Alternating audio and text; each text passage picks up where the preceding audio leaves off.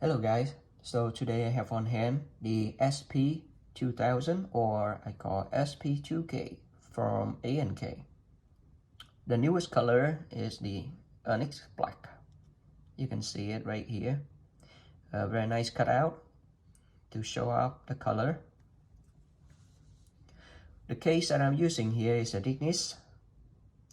It's from Korea itself, but with a better design, a better protection all around. Right here is the fold-in. So when you put the case on, you just fold it in and then it holds the case in place. The nicest thing about the Dignis case, because over here is not as exposed as a stock case, whereas this angle could prove to be sharp and will poke you, or worse, it could give a minor cut. And over here it is protected very well. Another nice thing is that the play button here has a nice bump. So when you navigate it with your finger, say when it's in your pocket, and with the weight of the SP2k, it is 400 grams or around there. Very weighty. And for this weight, you always instinctively use your thumb.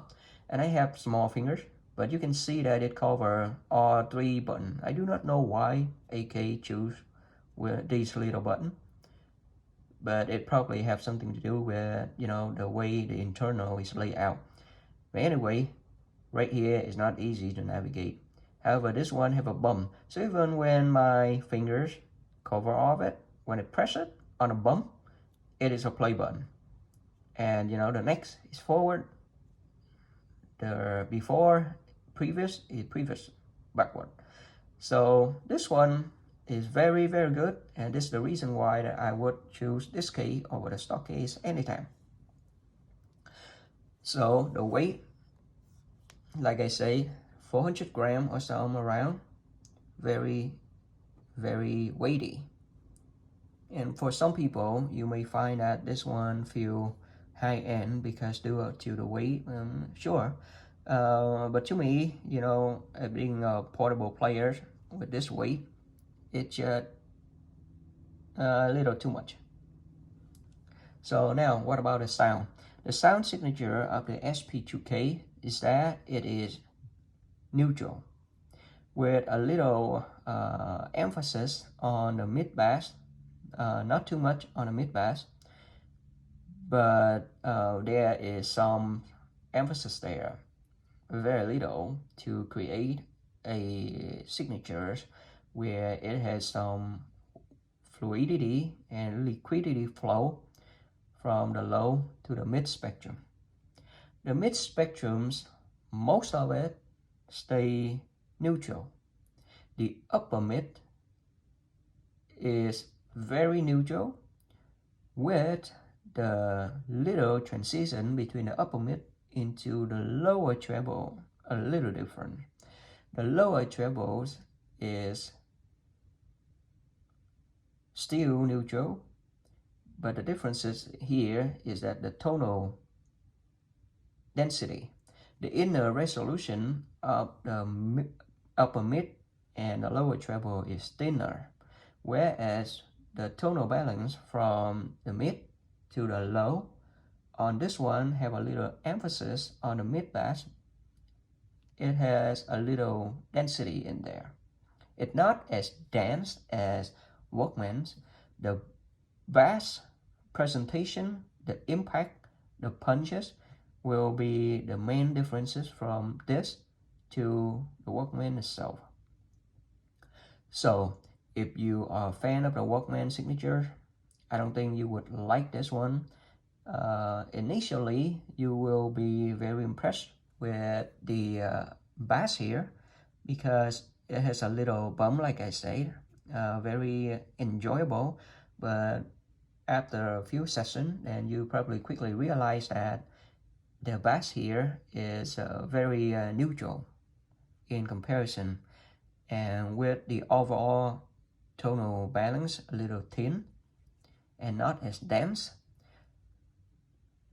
it makes it to be a very, very different sound signature from the Walkman itself. And I do not listen to the pure SS, which have no colors or the outer insulation layer like this one. This one is still stainless steel, but it has an insulation layer on the outside. And people have been saying that different cable using the same material with different insulation will sound different. I'm not sure how much true is to that, but to me, cable do bring differences. So I could not tell in my experiences if the outer insulation do anything, but technically in science, it does some effect to the skin effect. So let's say there's some truth to that, and hence the reason why I say all three colors have different sound signature, and I would believe that. Especially the other one is a copper, and copper, as I already witnessed with gold plate on the Walkman 1Z, it has different sound, and copper as the material have a different sound, and that I could attest to. And so come back to the sound signature of the SP2k. The upper end of the treble have a little emphasis. So this one, I would say that it's more into a U-shape. A little bump in the mid bass and a little emphasis on the upper ends.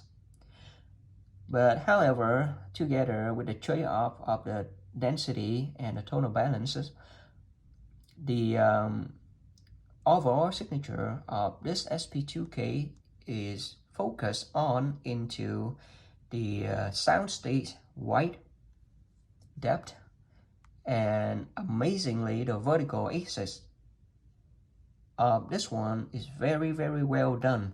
It is totally high-end player in my opinion, and if you love soundstage, I think this one is one of the best soundstage that present white depth and vertical easily. And even for its price point, I honestly have not seen any other player with soundstage as fast as this one.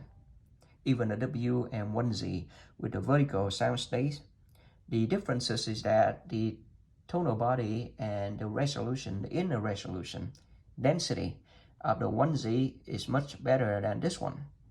So the soundstage and the presentation of the Walkman is more focused on images, fidelity, and resolution, and that could give an illusion of the vertical being better than the SP2k itself. But in fact, I would say that this one have the best soundstage I ever heard in trade-off for the tonal balance and tonal density.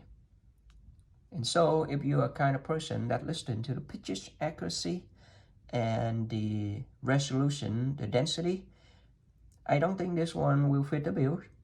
The reason why, like I say, is that those are the exact trade-off that it does for the better soundstage. So when you go have an audition on this one, keep that in mind.